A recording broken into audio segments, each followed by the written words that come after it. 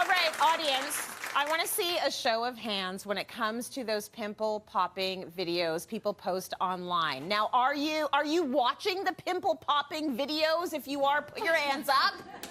If you are like, absolutely not, no way, put your hands up. And you're like, no, it's gross. I kind of think they're gross too.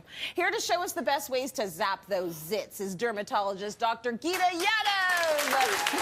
We're gonna zap some zits. Okay, so today, Dr. Yadav, you're actually going to give us a little bit of a deep dive on these pesky pimples. So let's start with acne. How common is it? Acne is more common than you think.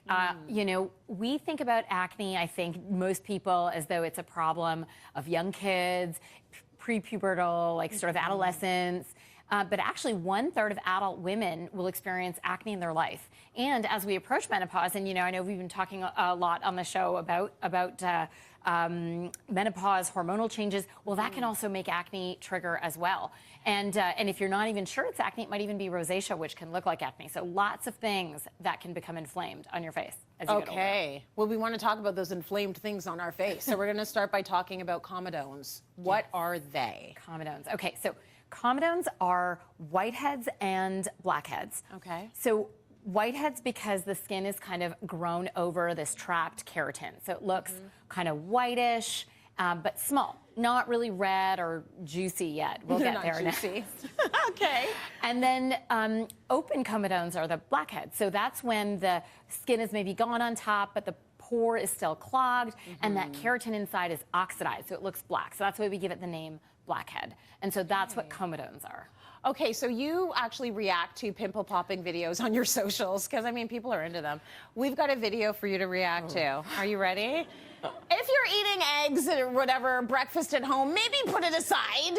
You might want to look away. So, Dr. Yadav, to pop or not to pop is the question. Take a look at this. Should this person be in there? Oh, yeah, baby. Should this person be in there extracting this like they are? Like, how deep do you think that instrument is going? It looks pretty deep. It looks pretty deep. Yeah. And they're wearing gloves, right? Yeah. Right? Like, So do we give them points for the gloves?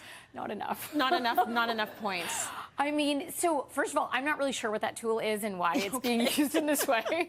Yeah. Don't do this at home. Yeah. So I think the thinking is that, gosh, if you get rid of it and that it's something structural, anatomical, like a thing you got to get rid of, then it'll be gone. Yeah. The problem is that there is a bunch of underlying physiology that's causing this. And so if you don't treat that underlying issue, it's just going to recollect. And using that thing, whatever that sharp thing was, on the face, that's going to probably cause trauma, scarring, hyperpigmentation. It's going to delay healing. I don't know.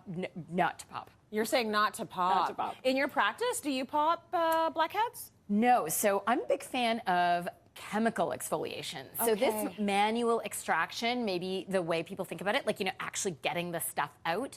And people ask, you know, how should I get the stuff out? You know, how do I do it? Well, we're going to talk a little bit about some products to help that chemical exfoliation, so you can do it with topicals and other kinds of treatments. Okay, so what would you use to treat comedones? So we've got a couple of really cool products here. Okay. Most of them contain salicylic acid, and that's kind of one of the common workhorse ingredients I wanted to chat a bit about. Yeah. Salicylic acid can actually penetrate the pore, the follicle. It can help sort of make that keratin separate a little bit and the skin cells turn over a bit better, so it can kind of de-gunk your face. Okay, and these have salicylic acid in them, all of them? They do. So these washes do, and then what we've had here is a serum. So this is a retinol serum. Retinol is a vitamin A derivative, and retinols also help the skin turn over more quickly. They help the skin cells shed and, again, declog the pores. And what's nice about this product actually is that there's also ceramides to help soothe the skin and niacinamide to also help soothe the skin, because a lot of these acne treatment products can be irritating. So you got to make sure you tolerate them if you're going to use them regularly. Okay, good info there. We are going to move along to Papules. Did I say it right? Yeah, almost. Papules. Papules. Papules. I like it. Like, already it sounds gross. Papules and pustules. Pustules. Pustules. I think I spent 3 years of my residency just learning the words, not even learning medicine. What are they?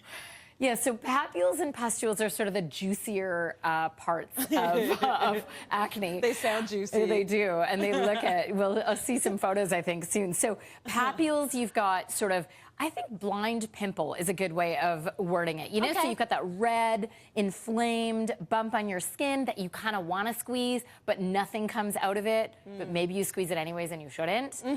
Whereas it's irresistible. Whereas a pustule would be something where there's pus. So white kind of fluid under the skin, again inflamed. That's a good one. That's a juicy one. That's juicy. Tempting.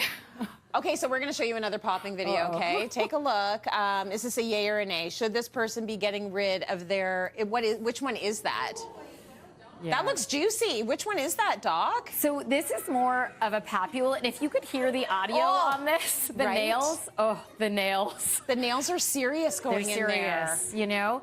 And I really appreciate that this person is doing it for their partner. Yeah. But like love goes deeper than that, man. How should we be treating things like that? Because it's like, it's almost like a big beacon saying, pop me. Yes. Right? So tempting, right? So tempting. And I totally get it. And for what it's worth, everybody picks, even though I tell them not to, like everybody picks, right? We've all got that secret moment where we've been like, let me just play around a little bit. But if you're not picking, what should you use? Okay, so in addition to some of the cleansers we talked about, so salicylic acid is a fantastic ingredient. And again, we've got another sort of topical applications that stay on the skin here. So we've got Paula's Choice, is really popular beta hydroxy acid kind of toner that you can put on. We've got also acne control gel with, again, salicylic acid. We have another product here that has benzoyl peroxide. So that's anti-inflammatory, anti-infective, so really good at reducing the inflammation. And so when people squeeze and nothing comes out, but it's red, and you're thinking, why? Why isn't something coming out? Well, there is fluid in the skin. It's now just not in like a bubble. Like you can't just kind of get it out, but it's there. And so these hero patches, or acne patches, which are super popular, the technology is really about being able to draw that inflammation, extra liquid out of the skin. So you'll find if you take it off at the end of the day, you know, the sucked skin it out. Yeah, looks smoother. Looks good. No toothpaste, by the way. Sorry, Doc says no. Thank you so much for that, Doc.